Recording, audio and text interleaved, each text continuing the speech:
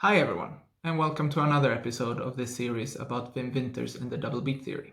In his latest video, Wim talked about the 1808 concert and why that in fact is strong evidence for double beat. I already mentioned this concert in another video, which I will link in the description.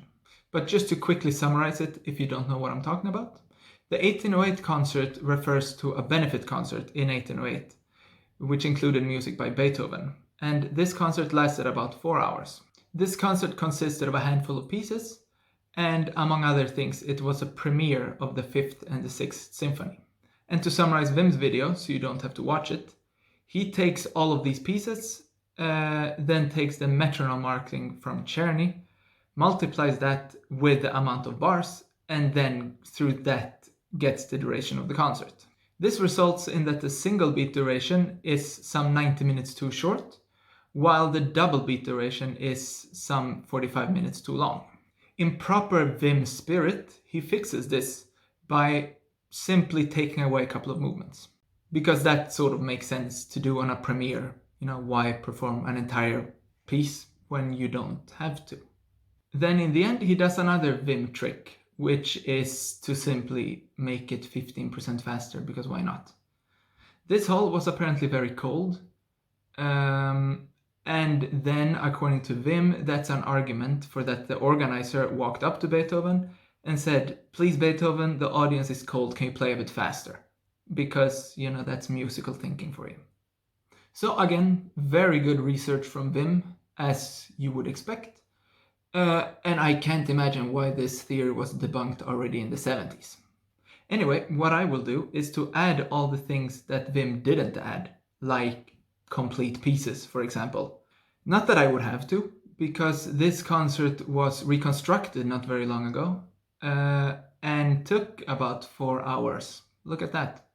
So the first thing Wim doesn't add is the intermission.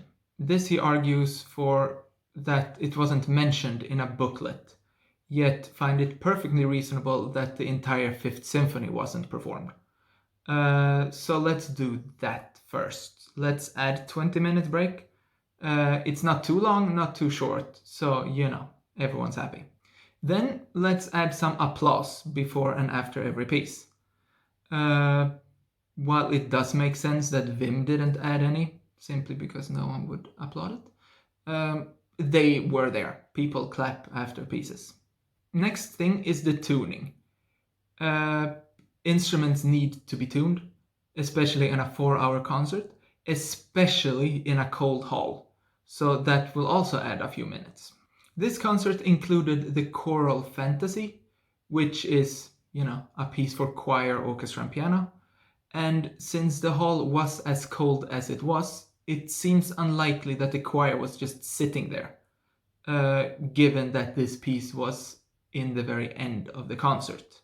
If the singers would just be sitting there, their voices would not really function, and they would need to have warmed up before.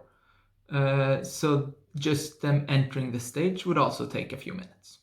Then we come to the sheet music. As I said, they played quite a few pieces, and anyone who has ever worked with a stand before knows that you kind of can't put 8 pieces on those stands because they will just keep falling down. In the best case for Wim, the sheet music was just placed on the ground next to the musicians. In the worst case, they were given out individually by one of those note givers. I don't know what they're called, sorry. So that would also add a few minutes. Since many pieces were premiered that evening, it's not unlikely that there was some sort of presentation for the pieces. But this could, in principle, have been done while the music was given out to the audience, so let's not add anything from there. Then what Wim does is that he counts exactly from when the piece starts to exactly when the piece finishes, which everyone who plays music knows that that's not how it works. You don't, start right away. You have to sit a little bit and, get into it, so to say, especially if you're a group of musicians. So that would also take some more time. Adding all of these minutes to both the single beat and the double beat performance, we're short of, I guess, 30 minutes, maybe a bit less, while the double beat performance is like 1.5 hours too long. However, Wim, and by the way, contemporaries to Czerny, always points out how unreasonably fast Czerny's metronome markings are. Well, suddenly he doesn't consider that now when he has to prove something. So that's, again, very serious research from Wim Winters. So let's assume that musicians then and musicians now could play sort of equally fast. So let's add a few percent like Wim would. And would you look at that, we're at 4 hours. But then, let's be a little bit serious, because this discussion is getting quite silly. Not a single musician in history has ever thought of the metronome as the holy grail as Wim and some of his members think of it. A metronome marking has never been something that has been followed to the dot.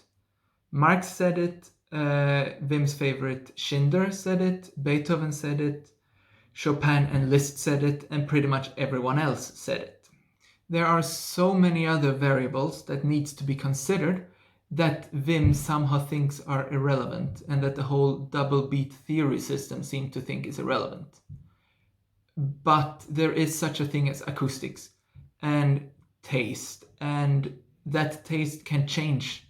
You know, some days you can feel it a bit faster, some days you can feel it a bit slower. So instead of this silly discussion, I'll try to move towards a more musical standpoint, where I won't only talk about tempo, but all the other indications that music provides. I will still do these videos because I think it's quite fun, but I will try to have a little bit more musical content on this channel too. So see you next time, and thank you for watching.